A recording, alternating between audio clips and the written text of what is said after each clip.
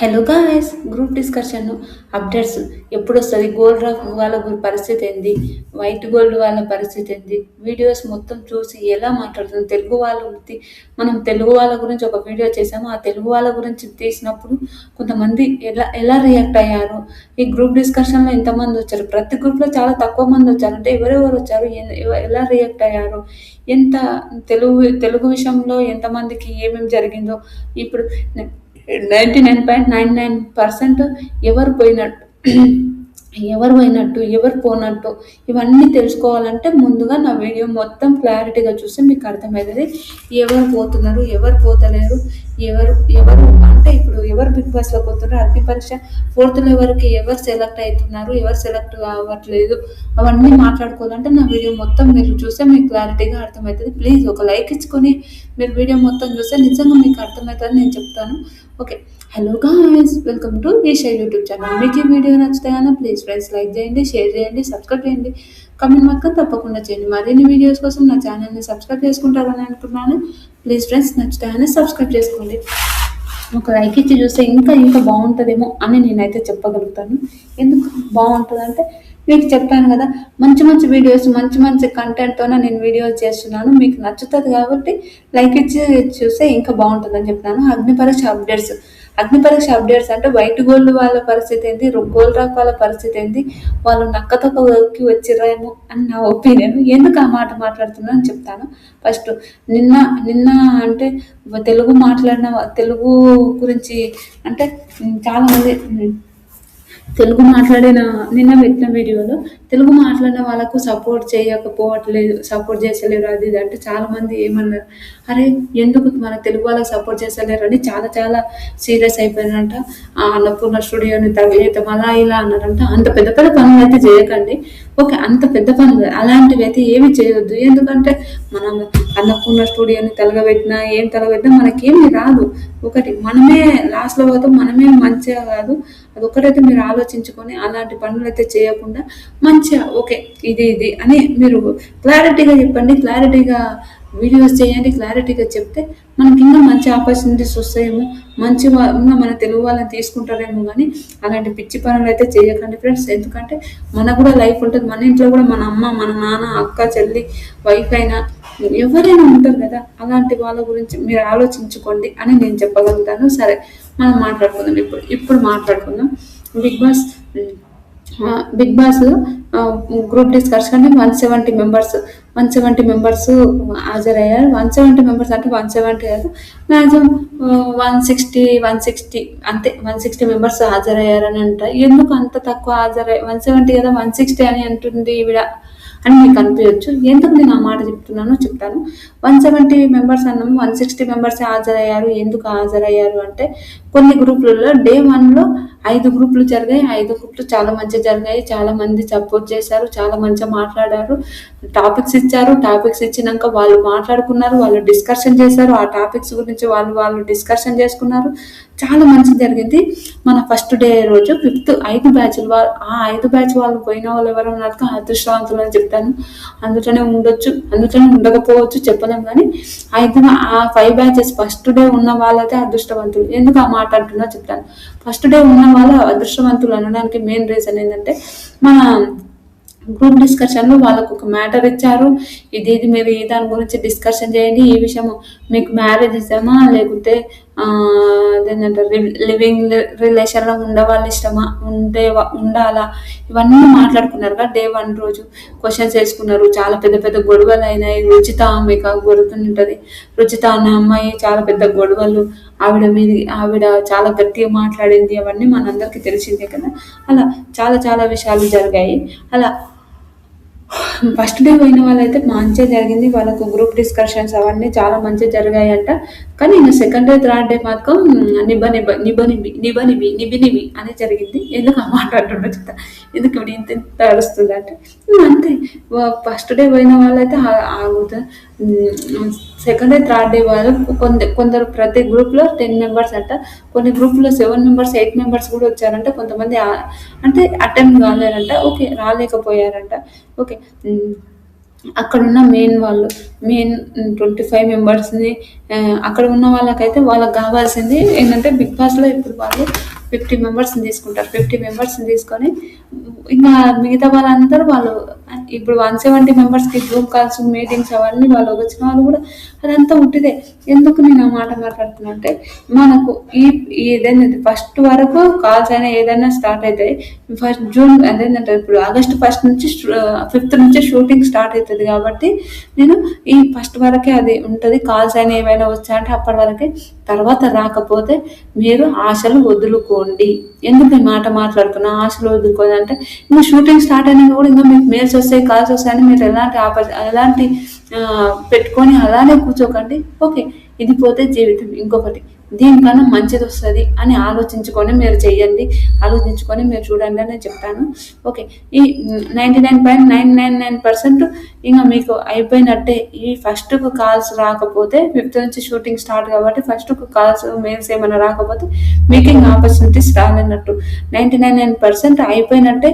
ఇంకా దీని గురించి ఎక్కువ ఆలోచించకండి ప్లీజ్. నేను ఇదైతే చెప్పగలుగుతాను.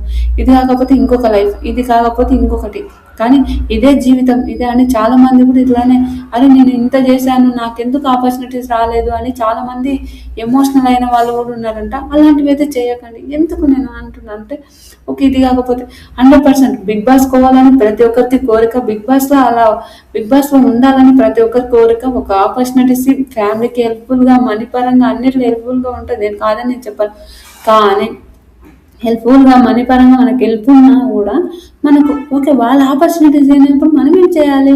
ఓకే, కోటేష్ అయినా చిట్టి అయినా కోటేష్ అయినా వీళ్ళు ఏం చేసారు, Big Boss opportunity first time రానున్నప్పుడు అంత వాళ్ళు ఇంకా మంచిగా చేసి ఇంకా మంచిగా ఉండి వాళ్ళు ఇప్పుడు ఆపర్చునిటీ మంచిగా మొన్న గ్రూప్ డిస్కషన్లో మీరు లాస్ట్ టైం కానీ ఈసారి చాలా మంచిగా చేశారు అన్నారనమాట. అలాంటి మోటివేషన్ పెట్టుకొని ఉండండి. అంతకుమించి ఏదో చేసుకోవాలి, ఏదో అయిపోవాలి, ఏదో కావాలి అనే ఒక థాట్, ఇంట్లో అగ్రెషన్ చూపించుకుంటా, ఇంట్లో కోపాలు చూసుకుంటా ఉండేటివి అలాంటివి ఏవి పెట్టుకోకండి అని అనడం అయితే నేనైతే చెప్పగలుగుతా. ఎందుకు ఏవి పెట్టుకోకుండా అని చెప్పడమే నా ఒపీనియన్ అంతే. ఎందుకంటే ఇదే లైఫ్ కాదు, ఇదే అయిపోతే జీవితం పోయిందని మాత్రం ఎప్పుడు అనుకోవద్దు. ఓకేనా? ఓకే, వైట్ గోల్డ్ వాళ్ళు గోల్డ్ రఫ్ వాళ్ళు వైట్ గోల్డ్కు సెలెక్ట్ అయిన 6 to 7 మెంబర్స్ వస్తారంట. గోల్డ్ రఫ్ నుంచి 6 to 7 మెంబర్స్ వస్తారంట. ఒకటి అయితే చెప్తాను, వీళ్ళు నక్కతొక్క దొక్కిన వాళ్ళు అని చెప్తాను. ఎందుకు వీళ్ళు నక్కతొక్క దొక్కారు అని నేను చెప్తున్నాను ప్లీజ్ కమెంట్ చెప్తాను. ఎందుకంటే వీళ్ళు గ్రూప్ డిస్కషన్స్కి రాలే, సెల్ఫ్ ఇంట్రడక్షన్ కోసం రాలేరు, వీళ్ళు ఎలాంటి దానిలకు రాలేరు. డైరెక్ట్ లెవెల్ 4 జడ్జెస్ ముందరికే వస్తారు. వీళ్ళు నేను గోల్డ్ రఫ్ నుంచి వచ్చాను, నేను వైట్ గోల్డ్ నుంచి వచ్చాను అని చెప్తారు చూడండి. వాళ్ళే వచ్చారు. ఇంకా వీళ్ళు నక్కదొక్క తొక్కిందంటే వీళ్ళ లక్ బాగుండి వీళ్ళు అంతా మంచి జరుగుతాయి. వీళ్ళు మాత్రం డైరెక్ట్ బిగ్ బాస్ హౌస్ పోయినా కూడా ఆశ్చర్యపోయేది లేదు. అదైతే నేను చెప్తాను.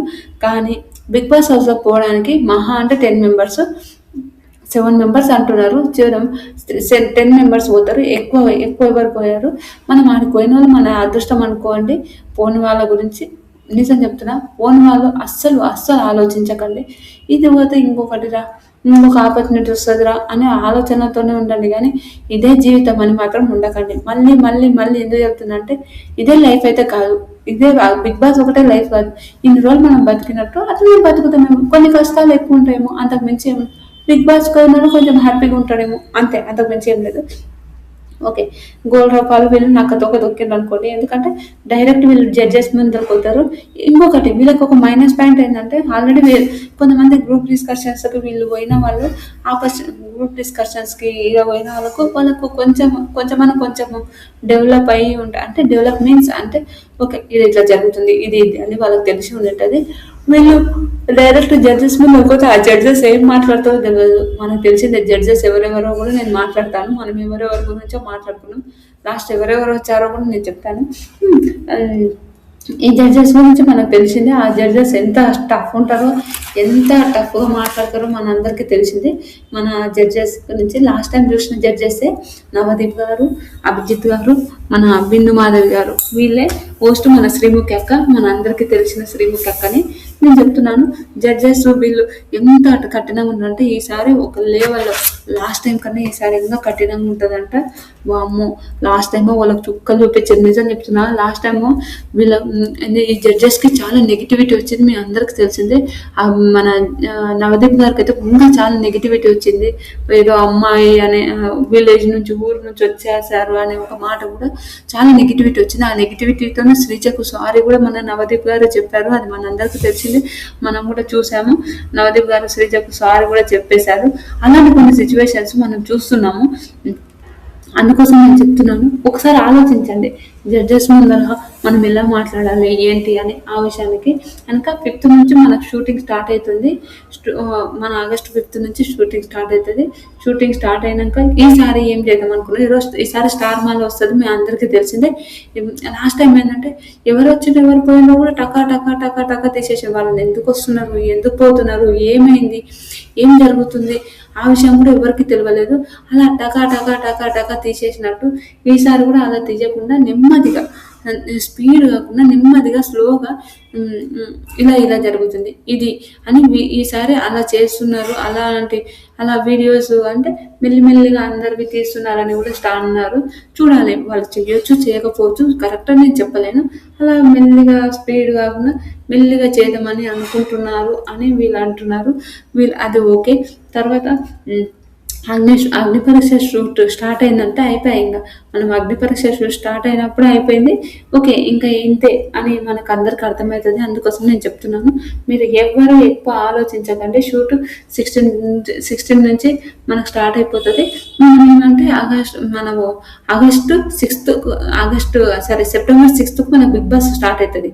కానీ సెప్టెంబర్ 5th వరకు మనకు అగ్ని పరీక్ష ఎపిసోడ్స్ వస్తుంటాయి. మీ అందరికీ తెలిసింది, షూటింగ్ స్టార్ట్ అయిపోతుంది, షూటింగ్ ఎండ్ అయిపోతుంది కూడా.